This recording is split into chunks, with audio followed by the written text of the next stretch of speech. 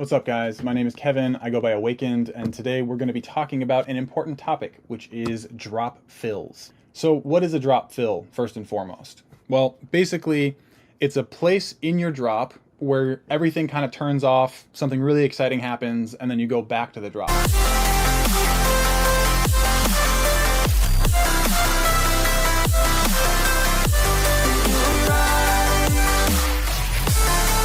Think about a rock song. Towards the end of a phrase, the drummer is doing his or her thing, jamming out, and then all of a sudden the guitars kind of stop, big drum fill, crashes, and then the song goes back. So these drop fills are basically a way to sort of pattern interrupt, create a really exciting moment in the drop that people don't expect, and then go back to the same thing you were doing before. So you have the big drop stack, chords, leads, arps, basses, all that stuff. Drop fill comes in, things kind of pause, change, glitch, maybe some basses hit, and then we go back to the main drop stack as we know it. So it's a really cool way to basically make your drop feel more exciting, more unique, more energetic, all that stuff. It's a way to kind of insert or kind of imprint a little bit of unique sort of style and taste into the drop, which otherwise might just be comprised of, super saws, basses, leads, that kind of stuff. It's a nice way to just pattern interrupt and sort of surprise the listener and kind of create a moment of excitement. So the song I'm going to be showing you guys as an example today is my remix for You Were Right by Illenium, Woolly, and Grabbits.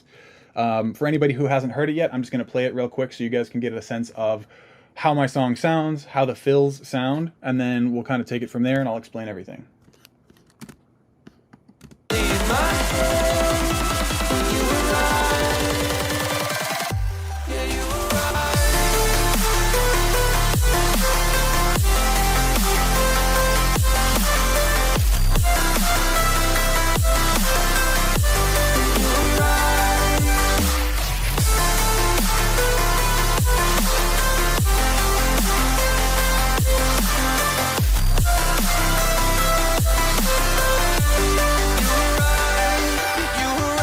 So, those are the drop fills. Let me just play them individually so you guys get a better sense.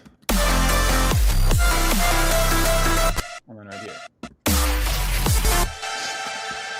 So, there's a lot of ways to do drop fills. I may not be able to cover every single method today, but I'm going to do my best to cover a lot of different ways of thinking about them so that, again, you guys can kind of take these ideas and apply them to your own music, regardless of the genre that you're making. So whenever you're going to make some drop fills, the first thing I always recommend is figuring out where they're going to go. So generally, when I'm making a song, my method is to, write some chords, write some melodies, get a sort of groove going with a few layers, and then start making my drop kind of as quickly as possible. I think you want to finish the most exciting and important parts of your song as early as possible. It'll keep you inspired. It'll help you to finish things more quickly, which is probably a topic for another video that I could speak at length about, but that's how I go about it. So when I start drops, I basically just have a skeleton, right? And I have, maybe some drums, I'll have some saws, some mid basses, some leads, just the bare bones of a drop, right? So that you have kind of a vibe, kind of some energy. Is this concept going to work? Is this cool? Is this exciting? So once you feel like, okay, this drop is kind of cool. I like the melody. I like the progression. I like how the drums hit. Everything sounds pretty energetic. Then, for me, the next step is creating some exciting fills to give the drop some spice, to make it unique, to give it a little bit more energy. So the first thing that I try to figure out is where are these drops going to go? Now, they can really go anywhere, right? But the way I think about it is, how can you be minimally invasive? How can you interrupt the song as little as possible, right? So what I generally don't do is I don't put these fills in a place where the lead melody and the flow of the drop is going to be significantly impacted in a bad or a negative way. I try to put it in a place where, as a listener, you can still follow the melody the whole time you're listening to the drop, even when these fills occur. It doesn't really interrupt and make you listen. As a listener, you hear it and you go, whoa, that was kind of weird. I don't know if I could follow that. It kind of throws you off. You want to find a place to put these fills where it's going to interrupt the flow of your drop as little as possible, right? So if you look at where mine is,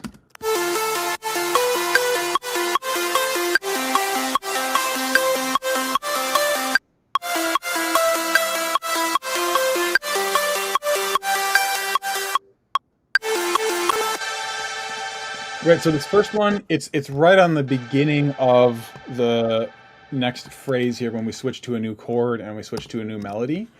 And it pauses right at the beginning of the melody, but then you still get most of that new melody. You get most of that new note from the melody.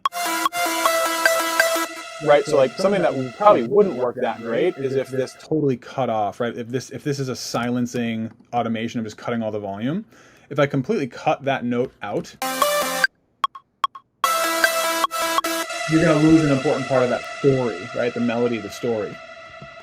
You know, as another example, if I put it instead here, and I have this transitioning note where we're kind of moving up into the next part of the song.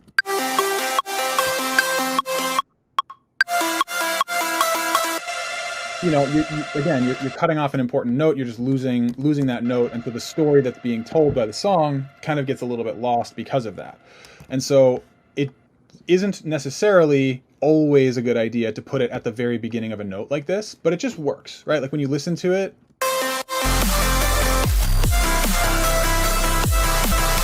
like this almost sounds like there was meant to be a pause before that note hits, right? So this is always the first thing. Find a place to put those fills where they are not going to interrupt the flow of your drop, or where they're going to interrupt it as little as possible. You know, oftentimes right away works. Oftentimes on the first snare hit would be a decent place to put it. But just experiment with this, guys. You don't have to overcomplicate it. Basically, just find a place where you can put that fill where it's not going to totally ruin the drop. So once you find a place to put these fills, then the next thing is to actually create some kind of a fill. So generally, the sort of bread and butter, you know, the sort of things that I use all the time for these fills are going to be volume automation, stereo width automation, and filter automation. So when you look at this first fill, we have the lead bus getting totally silenced, right? So I'm automating a utility in Ableton. In FL or Logic, this could just be some volume plugin. What I don't recommend is doing the channel strip volume here for several reasons that we can get into probably in another video, but it makes your life when it comes to mixing really difficult. So I always recommend just doing this on a plugin rather than on your actual channel strip. But you can see this fill, the leads are just basically being completely silenced, right? So they're completely turned off when this happens. In my chord and my mid-bass bus, they are being silenced and then brought back in a sort of sweeping motion. So it kind of pulls you forward back into the drop when it resets. There's also a stereo width automation. So it becomes very narrow all of a sudden, and then it expands and becomes its full stereo width again. I'm also automating a low cut frequency filter, a low cut filter, and I'm cutting out all the lower frequencies. So it creates this kind of sweeping effect. Turn off this utility so you can hear it better. And then I'm also adding this redux to create this sort of bit crushy, sort of crunchy sound. You know, but right, the bread and butter, the main things I'm doing here, I'm cutting volume pretty significantly. I'm cutting stereo width and making it really narrow because that creates contrast. It makes it exciting. You can tell something changed in the song when it all of a sudden becomes really narrow and then it goes really wide again. And then I'm also creating a filter automation to sweep all the low end out and bring it back in. You know, the goal with these fills is to basically create contrast. You want to create a very exciting, very short moment, right? And so I think about these as like kind of make them as drastic as you can while still keeping them cohesive with the rest of your drop. So once you've decided where they should go, you found a good place for them, and then you've created some simple automations like volume automation, filter automation, maybe stereo width automation, you made it narrow. The next thing from there is to basically make them exciting, make them unique, give them characteristic. So how do we do that?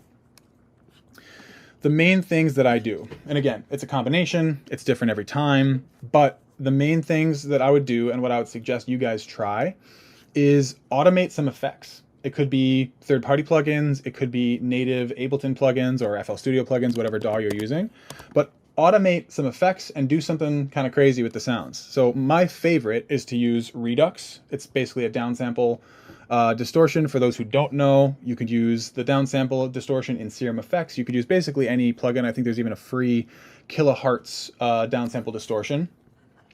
You could use a saturator, you could use a phaser, a flanger, you could use an auto pan to kind of create like a flutter. There's a million things you could do here, right? And so the idea is just get creative. I really like using some type of distortion for these fills because it creates texture and energy, and it kind of like rips apart the characteristic of these drops.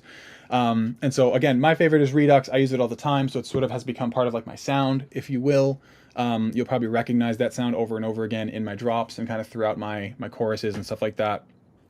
But once you've gotten the basic fill sort of in place, then the next thing is to create characteristic, and adding some really cool filter effects automations is one of the best ways to do that. You know, this becomes a little bit more plain without, for example, this Redux and this filter.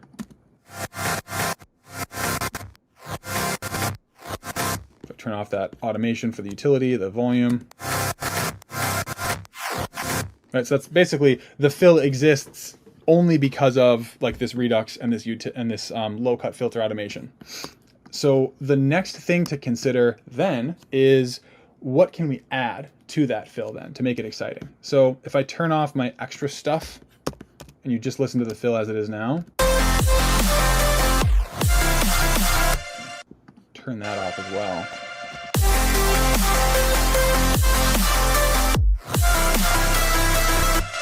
Right, so that's just the fill with my synth bus, nothing else going on.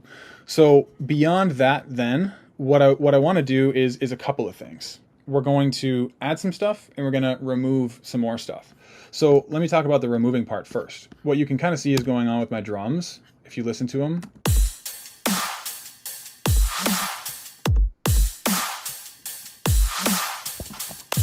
The fill happens right here. And if you notice, when that fill happens, everything gets cut off. So during that fill, it's literally just a kick. And I have these other percussive hits down here, these loops and individual percussive hits, but they get totally cut off during that fill, right? So that's another way to create contrast. Take what the drums are doing and just basically cut them off. Just leave a kick or just a snare, nothing else. Just cut out your loops, cut out your percussions. If you have atmospheres, you could think about cutting those out as well. Right? And so it just kind of automatically creates more contrast and more excitement when you do that. So then on the topic of adding, so this is where it gets really interesting.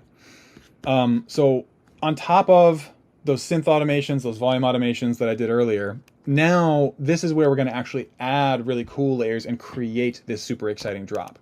So again, there's a million ways of doing this, and this is all about experimentation at the end of the day, but let me just show you what this sounds like, the stuff that I did add.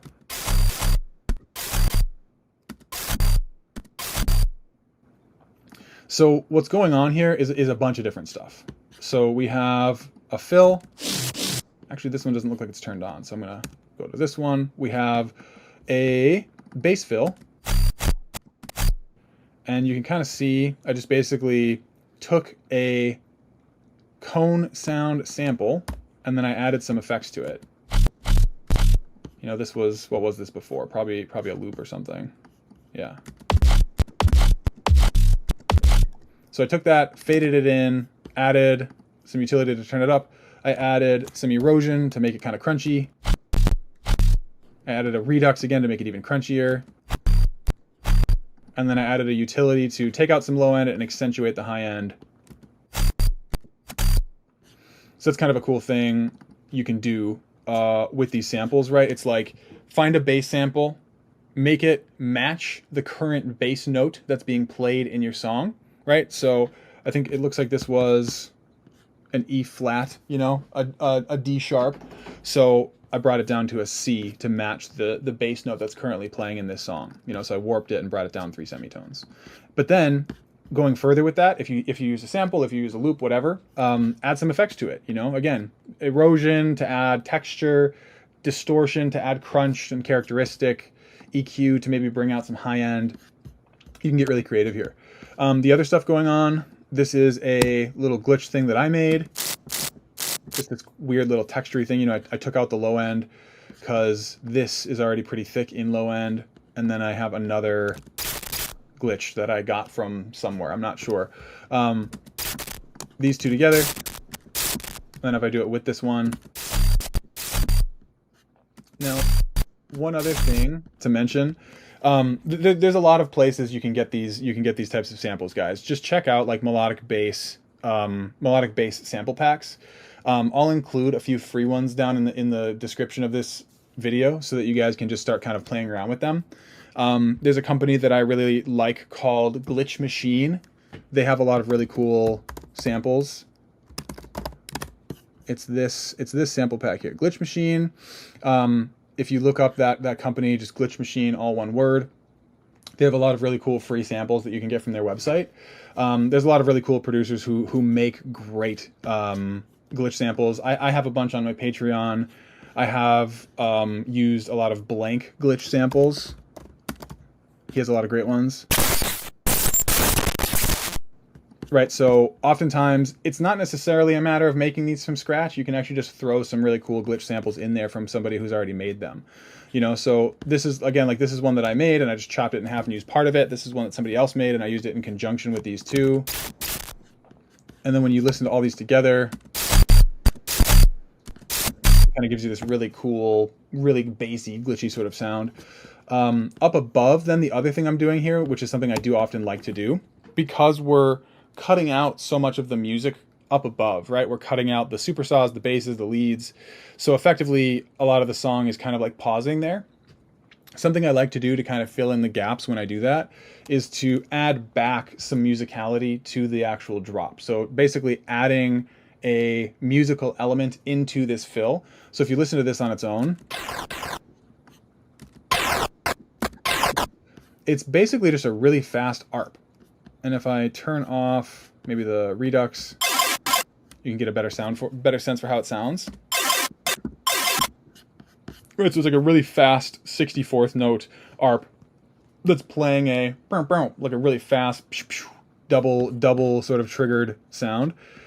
And it's basically just playing, you know, notes that are in the same chord that's currently being played at this moment in time in the song. Like if you were to look at this, it's a C chord, and so that's what the ARP is doing. It's playing basically a C chord. It's kind of an inversion, and it's playing a certain inversion, but it's effectively playing the same notes, right? And so you end up getting this sense of continuation because you have the music of what's going on, you have the chords and stuff like that, they all pause, and then you replace the chords with this ARP, so you can still kind of hear the music, you can still hear what's going on in the drop, but it's being presented in a different way that's kind of interesting. And then as I mentioned before, right, we take something like that, and if we add some characteristic to it, right, so I'm adding some redux to it because that is also being added to the chords.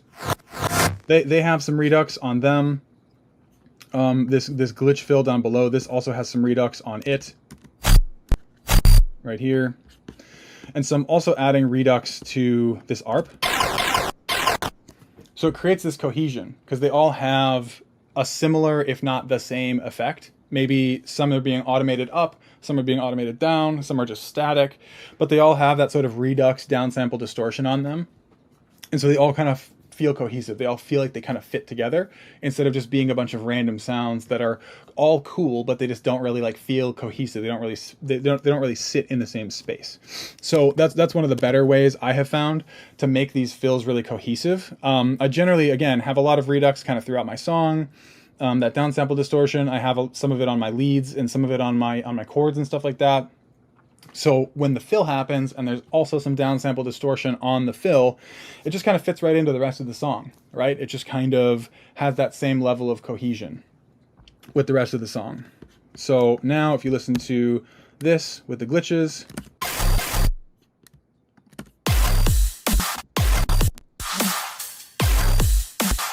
and this is actually supposed to be at like -20, so I'll do that again. It just creates this really cool, very satisfying sort of crunchy feeling.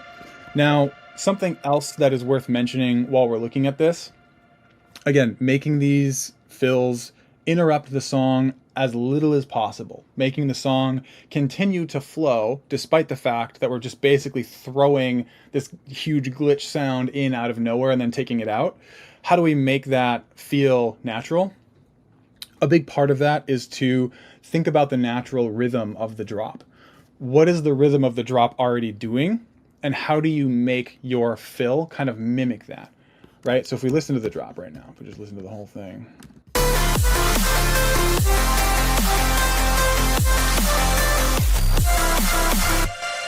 So the drop kind of has this arpeggiated sort of staccato dun dun dun dun dun dun dun dun dun dun dun dun dun dun dun dun, right? So it's playing these eighth notes.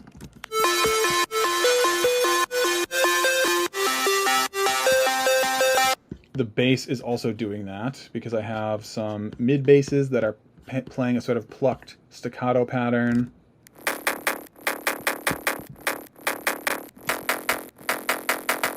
Right, so the drop is already doing this dun dun dun dun dun dun dun dun eighth note pattern. And so if you listen closely to this drum fill, to this glitch fill rather, one and it's playing an eighth note. 1 and 2 and 3 and 4 and. So we already have the bass playing 1 and 2 and 3 and 4 and. So it's like the rhythm of this fill is actually the exact same as the rhythm in the drop right now. The synths are playing an eighth note plucked pattern. The bass is doing that. The leads are doing that.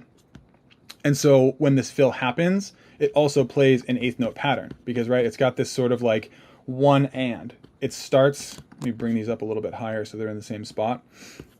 It starts with this glitch. And the kick is on top of that glitch. That also helps to ground the rhythm of it, right? So if I like turn this off. So it's glitch bass, one and, bum bum bum bum, bum bum bum bum bum bum bum, right? So it's basically playing the same rhythm. That's one great way to accomplish this.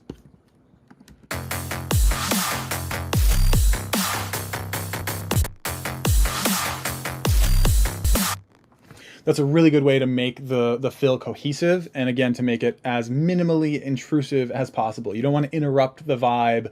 You know, if people are headbanging, you don't want to interrupt that pattern. It's really easy to throw off the rhythm of a drop. And so that is one really fantastic and easy way to keep these fills really rhythmic and exciting and cohesive. All right, so let's look at the second fill in this drop.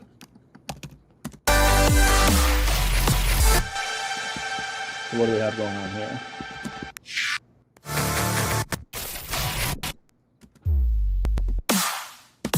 So we've got a bunch of stuff. There's a lot of the same things going on. So again, like this fill happens right on the snare, and you can see again, like I've basically cut off everything here.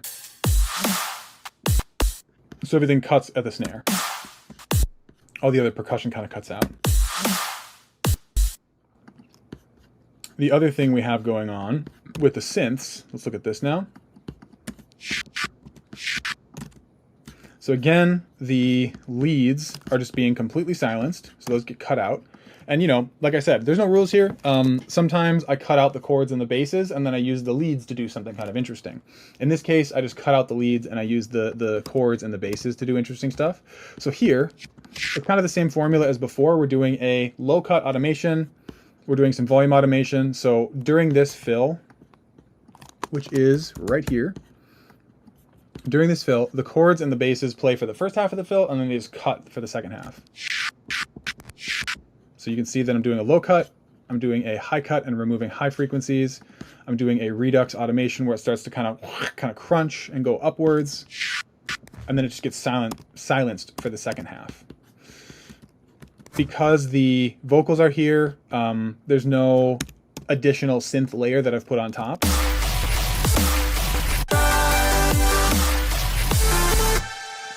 I do have, again, some glitch layers, some bass layers. So what do I have here? I have a blank glitch that I've sort of chopped into two pieces. No processing on it at all. Another blank glitch, again, cut it up into two pieces, didn't add any processing. And then we have, what, an AU5 bass with a chorus and a redux automation. By itself, it sounds like this. But you add, again, effects to make it feel cohesive with the rest of the song. It's got that redux automation going upwards, kind of like the chords do.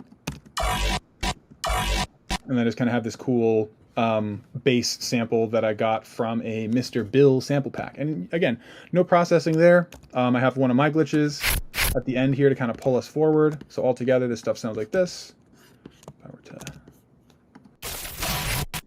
And so again, the rhythm of it is kind of pleasing in the song here. If you listen to it, like if you listen to, let's just say, the drums and the fills.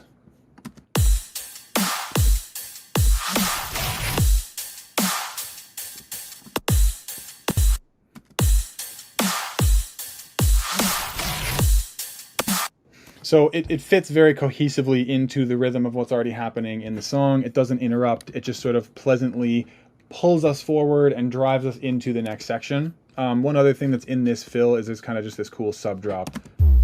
It's just basically like a sub drop that has some redux applied to it. I kind of made this sample a while back, so it doesn't have any processing on it, but I already kind of processed it. And you know, again, like that's just another thing that pulls us forward. We always want these glitches, these fills. We want them to pull us forward into the song. We don't want to feel like the song is just pausing and then starting again. We want the song to kind of continue to drive forward during these fills. And so there's a lot of ways of doing that. You know, adding sweeps, adding sub drops, anything that kind of, or anything that kind of, or like a sweep, anything like that will pull you forward and make this drop fill feel more cohesive and exciting.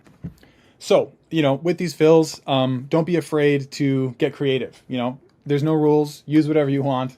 It could be samples you have from a sample pack. It could be something you made from scratch. It could be Serum presets or bass presets inside of whatever synth you're using.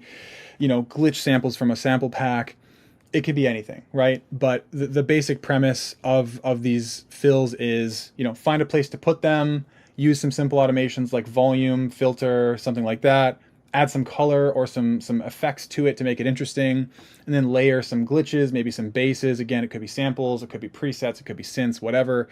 And then, you know, adding some musical elements on top of that. It could be an ARP, it could be a chord pluck, it could be a different lead being played by a different synth entirely. So your leads and your drops stop, this other lead plays for a short little burst, and then your leads come back.